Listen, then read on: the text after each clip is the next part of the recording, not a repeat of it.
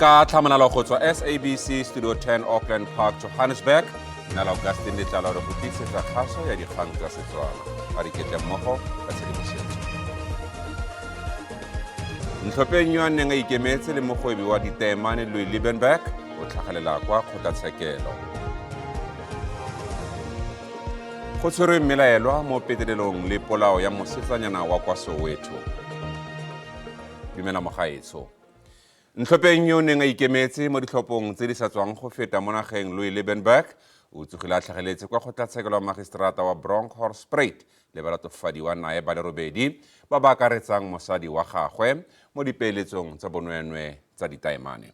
Di-Hawks tsa re Liebenberg o tsieditse babeeletsi dibilione di feta 4 tsa diranta e sa le ka ngwaga wa 2019. Liebenberg ke rakgwebo wa Aforika Borwa yo a neng a inyalanya le dipolotiki e rile go sa le gale monongwaga a supa fa a na le kgatlhego ya go gaisanela ditlhopho jaaka ntlhopheng yo ikemetseng. Liebenberg o ne a dumela gore ke motho yo maleba go ka fetola matshelo a baagi ba le bantsi. I'm a practical person. I'm a mining person. I deal and feed people. 2,600 people I feed every day. I'm creating jobs for the Zamazamas. We've started with 300 recently. I've taken over the older beers in Amaqualand. Jaanong Liebenberg le mohumagadi wa gagwe ba lebanwe ke ditatofatso. Bobedi jono bo gareng ga babelaelwa ba le robongwe ba ba tshwereng ke the Hawks go sa le gale beke eno. A multidisciplinary operation led by the Northern Cape Hawks Serious Organized Crime Investigation Unit resulted to the arrest of 8 suspects who are alleged to have been involved in the diamond investment scam. Le fa gona le dipotso di le dintsi ka kgwebo ya gagwe ya ditaemane, Liebenberg a re tsotlhe di tsamaya ka tolamo. They want to say I'm an illegal miner. Anybody can come and check me. All my mining permits are legal. I've taken over the old De Beers for the past more than 18 months. I've worked other mines before. I've got 144,000 hectares of mine under my control. I mine thousands of carats of diamonds a day. E rile go sa le gale Liebenberg a upolola gore o itlamile go thusa moporesidente wa maloba Jacob Zuma ka matlole mo kgetseng ya gagwe ya poraefete ya go sekisa Advocate Belle Downer le mmega dikgang Karen Mon. Legal fees initially of about 9 to 10 million. I wasn't aware that the case was brought against the media person. I must be honest, I didn't know that because I was just going to the Bloemfontein appeals court, and that was dealt with regarding his imprisonment and the objections against that. Khabagari ditheo tsa tiragatso ya molao di begile gore batho ba bangwe ba ka nne ba tshwarwa fa gautshwane malebana le kgetse eno. Khabagare ba le bararo ba balatofadiwa ba le ropongwe mo kgetseng ya tsietso ya ditaemane ba reboletse beili ke kgotlatshekelo ya magistrato wa Bronkhorstspruit gompieno. Setlhopha seno se lepanwe ke ditatofatso tsa tsietso, kgwebisano ka madi e se mo molaong le bogodu. Go begwa fa mogwebi wa ditaemane Liebenberg le mogatse Desiree le balatofadiwa mmogo nabo ba le supa ba tsieditse babeeletsi diranta di feta dibilione di le 4. Ba le bararo ba balatofadiwa ba reboletswe beili e magareng ga diranta di le dikete di le 20 go ya go dikete di le 100 mongwe le mongwe. Liebenberg le mogatse ba phuagantse beili. Ba bangwe ba balatofadiwa ba tlile go tlhagelela gape kwa kgotlatshekelo mo bekeng e tlang go dira kopo ya beili. Morero ono o buseditswe morago go fitlha mo bekeng e tlang ka Labone. Sepodisi kwa Western Cape se boloditse letsholo la twantsho bosenyi kwa Atlantis go latela dipolao tsa batho ba le batlhano le go gobala ga bangwe gape ba le batlhano mo kgaolong eo. Sa re se tshwenyegile thata ka go etegela pele ga bosenyi mo kgaolong e. Go begwa fa batsosetlhabelo ba ne ba boela gae go tswa kwa lebopong fa banna ba ba neng ba tlhometse ba ne ba ba thuntsha mo tseleng e golaganyang Atlantis le Mamre. Bopaki jwa tiriso dikgoka bo santse bo ka bonwa mo makatakong a tiragalo. Batho ba le batlhano ba dingwaga tse di gareng ga 18 le 30 ba bolailwe. Western Cape Anti-Gang Unit detectives worked through the night in search of gunmen. As the search continues, Atlantis police have opened murder and attempted murder dockets for investigation. No one has been arrested yet for the incident that is believed to be gang-related. Bao ba dula mo tikologong e ba ntse ba tshaba go bua mme bangwe ba re ba tshogile mo go maswe. We are devastated this morning by the deaths of so many people.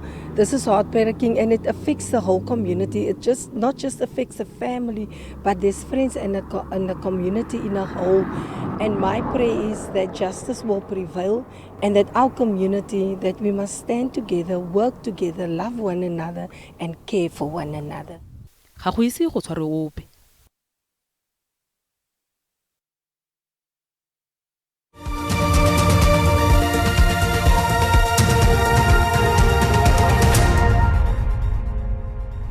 Fa re tswela pele melaelwa mo petelelong le polao ya mosetsanyana wa dingwaga di le 6 wa kwa Orlando Soweto ka Mantaga o solofetse go tlhagelela kwa kgotlatshekelo ya magistrata wa Protea ka moso. Melaelwa o tshwerwe kwa Zola kwa Orlando East la boraro bosigo go latela polao e setlhogo e. Baagi bao ba santseng ba gamaregile ka ntlha ya polao e setlhogo ya ngwana. Mosetsanyana wa dingwaga di le 6 o fitlhetswe a beteletswe le go bolawa kwa mokhukhung o amologaneng le legae la gabo ka sekgala fela sa dimetara di le mmalwa. Melaelwa yo a boneng a tsamaya le ngwana yo jaanong o tshwerwe. This person was arrested in Soweto and we were in a position to can arrest him late in the evening, not in the afternoon. I should think between 9 and 10 in the evening. Leloko la lelapa la gabo mohirisi ko mmelaelwa a neng a hirile teng le supile go makala thata le go tlhalosa fa ba itsitse mmelaelwa dikgwedi di le 4 fela tse di fetileng. Baagi ba shagetse thata mme ba batla tshiamo e diragala mo getseng eno. Community ina ipatlela yena e batla go mo teacher a lesson and ba thabile the way who turn out even kateng. Great kudos to the community and also for SABC for acting swiftly and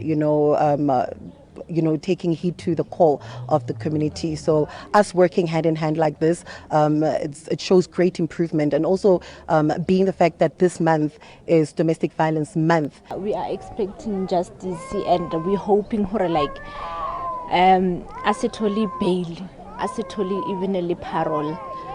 Ha tolinje a life sentence, it like re tla ba happy, it will be fine. Melaelwa o tlile go tlhagelela kwa kgotlatshekelo ka moso.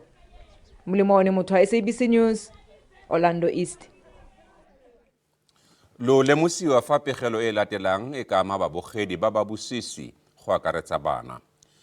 Polao e setlhogo ya mosetsanyana wa dingwaga di le 11 wa kwa motseng wa Modutung ka fa ntle ga toropo ya Taung kwa province ya North West e kgobile maikutlo a baagi ba koo. Setopo sa gagwe se se neng se shele se fitlhetswe mo mosimeng o neng o se boteng moraga gore a timele malatsi a le mmalwa. Go ya ka sepodisi, dipolao tsa bana di tlhatlogile ka diperesente di le 7 phegelana 2. Tiragalo e setlhogo thata e e gakgamaditseng ba le bantsi.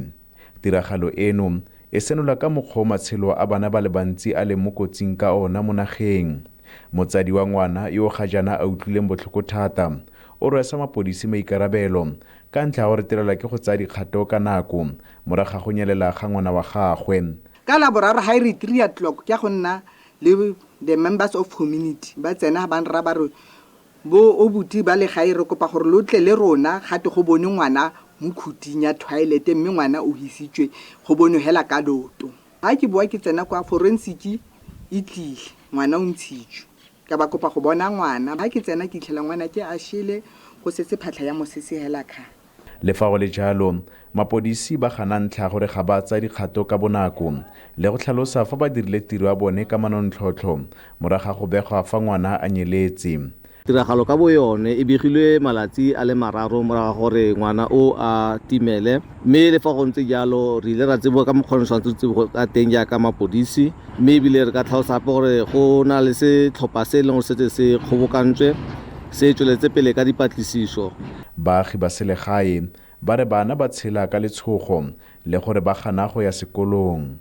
Go bua nnete ngwana we kwa bobedi a tsamaya jaanong re le morahi kgotsa re le community ra etsaetsega re tshela ka letshogo ga re itse gore whose child is next no yana bana ba tshaba le go a sekolo no yana Kgabagare Meyara wa Greater Taung o solofetsa fa ba tla netefatsa gore ba lelapa la motswasetlhabelo ba thobiwa maikutlo. Re netahaditse gore re engage le Department ya Social Development ka gore o itse gore kutlo botlhokwa e ntse yana go tle go tlhokagale dio tsa bo di-trauma counseling ka gore ke e ba shokileng. Go bolawa ga ngwana go bega fa go lebisitse kwa goreng baagi ba dire tiro eo e seng mo molaong mo go kaiwang fa mosadi mongwe a fisitse le go bolawa ke baagi bangwe bao ba shakgetseng ba mo latifatsa ka go bolaya ngwana. Thabiso Moss, SABC News, mo motseng wa Modutung gaufi le Taung. Kgetsi kgatlhanong le babelaelwa mo polaong ya mogosi wa batho ba le batlhano kwa Biti ka fa ntle ga Mthata kwa province ya Eastern Cape e sekegilwe go fitlha mafelong a kgwedi. Ba lebaganwe ke ditatofatso tsa polao di le 5 le di le 2 tsa maiteko a polao mo tlhaselong e setlhogo e ya kwa lelapeng la Seti mo la botlhanong wa beke e fetileng. Kgotlatshekelo ya magistrata wa Biki e ne e aparetswe ke tidimalo pele ga dithetso le ka motsi o babelaelwa ba le babedi ba neng ba tlhagelela. Go ne go bonala fela mapodisi a neng a tlhometse go utlwala mo kgotlatshekelo le tikologo ya yone. Go dumelwa fa baagi ba le mo poifong ka ntlha fa ba sa batle go tlhagelwa ke kotsi ka jalo ga ba batla go bontsha difatlhego tsa bone kwa kgotlatshekelo. Everybody is in fear because Biki killing of people is an everyday's bread. That's why we plead to General Men to bring some more police in Biki. Dipelaelo tsa gore polao ya maloko a le 5 a lelapa la ga Seti e bakilwe ke dikgotlang tsa selelapa le tsona di ile magoletsa. We suspect that it is a revenge because in the past few years some family members were killed and the other one was also killed. So we suspect that families are killing each other, and we urge families to learn to discuss their differences rather than killing each other. Ka motsuwa fa ba ne ba tlhageletse kwa kgotlatshekelo melelo wa ntlha o ne a bofeletswe ka diketane mo maotong fa melelo wa bobedi a ne a fitlhile sefatlhego ka mask mme mo matsogong a apere ditlhafu tsa mmala wa loapi. A le mongwe wa bone o dirile kopo ya moeledi wa puso fa yo mongwe a batla moeledi wa poraefete. Maina a bobedi jono ga ne a itsisiwe jaaka ba solofetswe go tlhagelela kwa parading ya boitshupo. Ba supile fa ba ikelela go dira kopo ya go gololwa ka beili. We also believe that it is not in the interest of justice for them to be released on bail, and that would cause a huge outcry out there, more especially given the recent mass killings in our region. Resta lefo babelelwa ba bangwe ba le babedi ba ne ba tlhageletse kwa kgotlatshekelo ya magistrato wa Lusikisiki malebana le polao ya batho ba le 18 kwa motseng wa Ngobozana mo kgweding e fetileng. Ba tshwerwe ka labone mo bekeng e fetileng kwa Flagstaff mme go fitlhetswe dithunya di le 4 le matlhatlhela. Kgetsi ya bone e butseditswe morago go fitla kgwedi eno e le malatsi a le 29 go dira kopo ya beili. NPA e supile fa e ikaelela go gwetla kopo eno.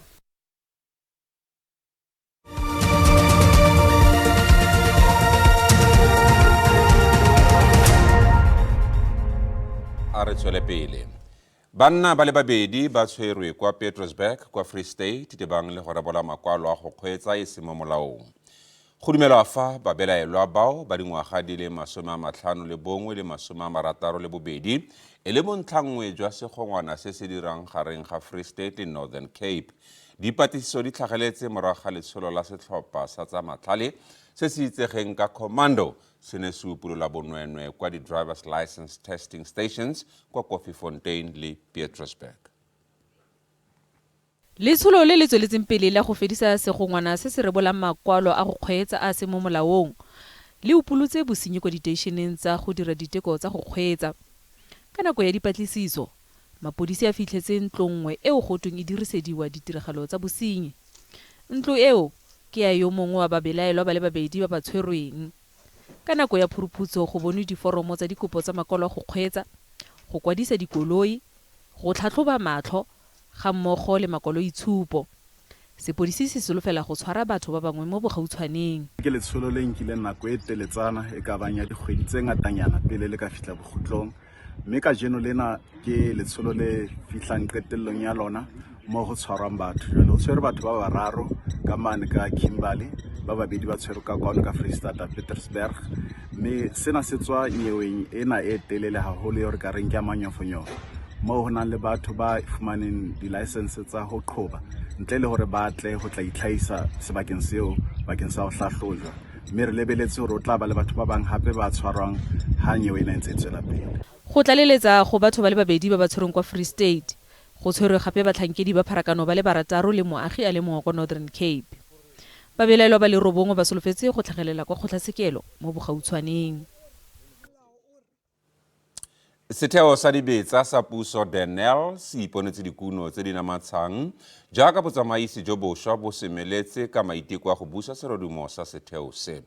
Denel e bone tshegetso ya diranta di le dibilione di le 3 mo tekanyetsokabong ya ngwaga wa 2024. Se ka nako eo ditokololo tsa mokgatlho wa badiri ba tshipi NUMSA ba dirang ditshupetso ba lopa mo tlhatloso wa diperesente di le 15 le dituelo tsa dipenšene. Mokgatlho wa bosetšhaba wa badiri ba tshipi NUMSA wa re maloko a one a direlang setlamo sa puso sa dibetsa Denel ga ba ise ba okelediwe dituelo mo dingwageng di le 5 tsa matlole tse di fetileng. Badiri ba ne ba tlogela go ja dijo tsa motshegare, ba batla go okeletswa dituelo le go latofatsa setheo ka go retelelwa go ba duela madi a bone a dipenšene mo go neng ga tsoga dikgotlhang tse di latotseng matshelo a batho. For 5 years, workers at Denel have suffered severe cost-cutting measures in the name of saving the entity. During the lockdown, during 2020, 2021, 2022, under the leadership of the now deceased former minister Pravin Gordhan, may his soul rest in peace, our members went through hell. They went through hell. For months, they didn't even get paid, to the extent where some workers, unfortunately, committed suicide. Mokgatlho wa re Denel e batla go duelwa diranta di le dibilione di le 3 jaaka e hutsafaditswe ke go rulaganya tiro e bakileng gore go nne le badiri ba le 1,600 go tswa go ba le 3,000 mo dingwageng di le 5 tse di fetileng. Mokgatlho o neetse botsamaisi lekwalotaelo kana memorandum le gore ba le tsibogele mo malatsing a le 5. Setlamo se amogetse madi a kana ka dibilione di le 3 go tswa kwa matloleng a tekanyetsokabo e e fetileng mo mokhuduthamaga mogolo a rileng madi a thusitse mo thulaganyong ya go fetola maemo a setlamo le go kopa gore badiri ba tlhaloganye.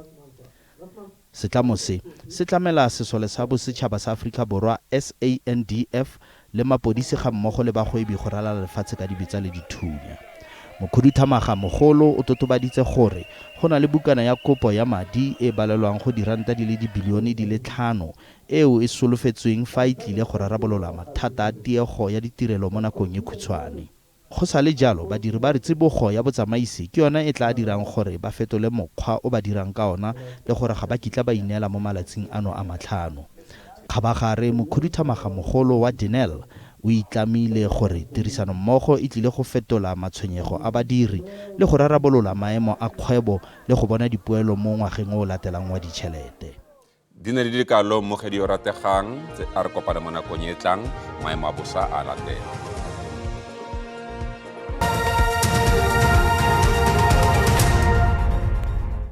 Ke leboga musiki le dumedise ba bogedi go gae a re lebelle maemo a bosa bosegonjo fa re lebella bontsi jwa naga bo tla nna le gone go apoga fa re lebella karolong ya Limpopo le Mpumalanga di tla nna le gone go aparelwa ke maru mme ka moso le teng fa re lebella bogare jwa naga le mo bokone jwa naga go tla nna le gone go nna le melelo ya naga mme re lebelle botlhaba jwa naga go tla nna le gone go aparelwa ke mowane mme le teng go tla nna le gone go nna le masarasara na pula diperesente di le 30 fa re lebella di-temperature tsa rona Gauteng Pretoria e tla nna le gone go itekanela ka digata di le 18 go ya go di le 30 30 mo thapameng Johannesburg ka digata di le 16 go a go di le 33 fa re lebelela Limpopo le teng mo porofenseng Mosina tla nna le gone go nna mogote mo thapameng ka digata di le 37 fa re lebelela Polokwane ka digata di le 18 go a go di le 28 Mpumalanga le teng mo porofenseng go tla nna le masarasara na pula fa re lebelela Carolina ka digata di le 20 go a go di le 29 Sekunda ka digata di le 13 go a go di le 29 KwaZulu Natal go tla nna le gone go na le pula mo porofenseng Richards Bay ka digata di le 15 go a go di le 24 fa re lebelela Kokstad go tla nna tsididi mo mosong ka digata di le 7 go a go di le 22 Eastern Cape go tla nna le tlhabua letsatsi bophirima jwa porofense fa re lebelela Eqonqe ka digata di le 20 go a go di le 21 East London ka digata di le 13 go a go di le 21 Western Cape le teng mo porofenseng go tla nna le tlhabua letsatsi fa re lebelela Vredendal ka digata di le 11 go a go di le 29 Beaufort West ka digata di le 12 go a go di le 27 Northern Cape go tla nna le gone go itekanela mo porofenseng Upington ka digata di le 16 go a go di le 35 fa re lebelela Carnarvon ka digata di le 15 go a go di le 34 fa re lebelela mo Free State le teng mo porofenseng go tla nna le gone go nna le masarasara na pula Wepener ka digata di le 11 go a go di le 30 fa re lebelela Bloemfontein ka digata di le 11 go a go di le 32 fa re lebelela Northwest fa re lebelela mo Bokone Bophirima Mahikeng ka digata di le 16 go a go di le 33 Vryburg go tla nna mogote mo thapameng ka digata di le 33 fa re lebelela gape ko Taung le teng go tla nna le gone go nna mogote ka digata di le 35 mo thapameng mo gaetsho maela ma bosa fela fano a re kopane gape mo nakong e tlang.